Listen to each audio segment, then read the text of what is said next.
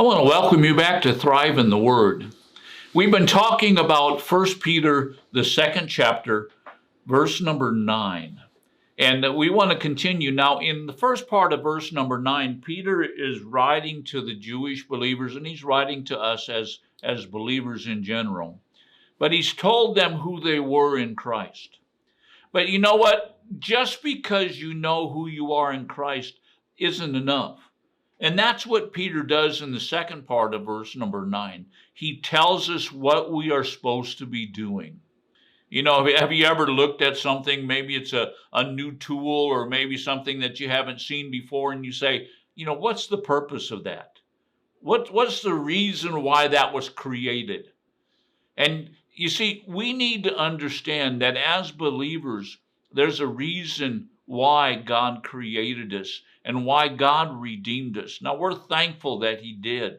And we're so thankful for Jesus, the cornerstone of our life, the very foundation of our lives. But what's the reason?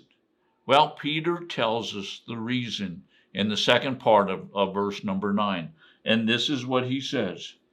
He says, so that you may proclaim the excellencies of him who has called you out of darkness into his marvelous light. What's our purpose?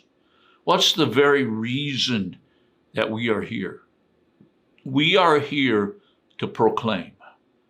Now, this word proclaim means to speak. It means to speak loudly.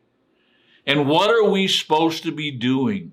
We are supposed to be speaking loudly of his excellencies, the excellencies of him. Now, what in the world does that mean?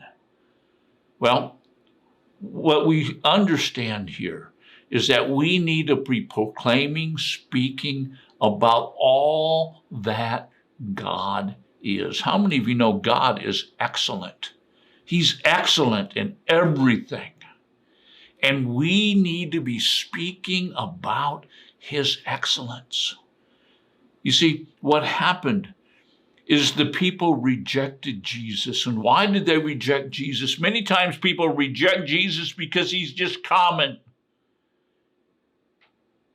Jesus was not able to do miracles in his own hometown because everybody knew who he was. And they rejected him because he was just another person. But you know what? We need to understand exactly who Jesus was, and that's what we've covered in the last few verses. We need to understand who we are, but then we need to put all of this together in context and realize that our purpose is to proclaim not only to Jesus. You know, some people say, well, that means praise and worship. It does mean praise and worship. But it's not only praise and worship. It didn't just say that we proclaim the excellencies to him. We proclaim excellencies to him, but also it is our duty as believers to be proclaiming the excellencies of God to the world. Do you understand that? That's what we need to be doing. We need to be telling the world about how excellent our God is, how wonderful our God is, how he had a plan from the very beginning to redeem mankind so that mankind could come into his presence, so that mankind could be distinct and holy, so that mankind could be his possession. God had a plan, and we need to be telling people about the plan that God has for their lives. Now, remember, we talked in our last podcast about how the people of the world are out there and they've rejected Jesus because of their disbelief. They've rejected Jesus because of their disobedience. But we also talked about how they are out there stumbling over the very thing that was given to them. That they're being offended by the very thing that was given to them to be a foundation for their lives. You see, we need to understand that these people that are out there in the world, they don't have it together. They might pretend They might be deceiving you and getting you to think that they know what's going on, but they don't. And they're just stumbling around and they're offended at the very answer. They're offended at Jesus. And so what do? How do you take care of an offense?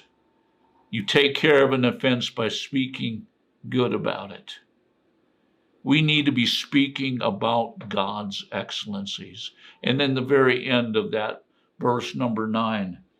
And it says this, who has called you out of darkness into his marvelous light. What are you telling people? You're telling people, hey, I used to be in darkness.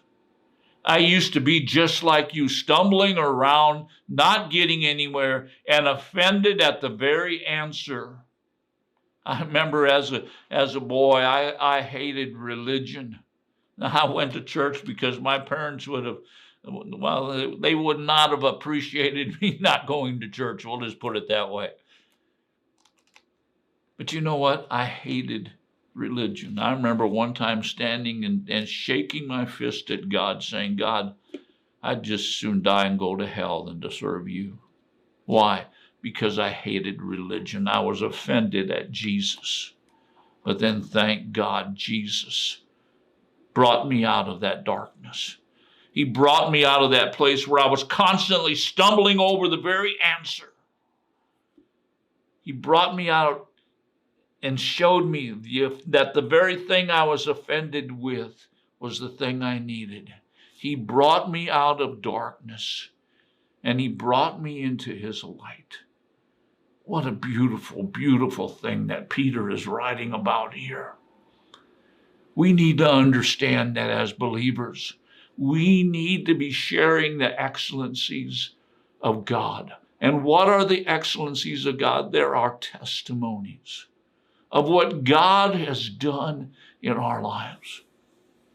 You see, not everybody is called to preach the gospel, but every believer is called to testify, to speak of what God has done in their lives. That's what a testimony is, and everybody's got a testimony.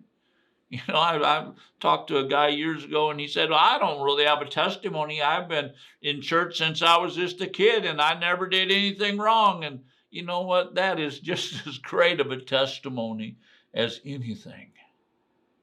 So I want to challenge you today as we bring this podcast to a close. Go out there and tell somebody what Jesus did. Know who you are. Know who Jesus is. But then tell the world. Tell those people that you're around. Tell them how Jesus has brought you out of darkness, out of your place of stumbling, out of your place of offense, and he's placed you into his marvelous light.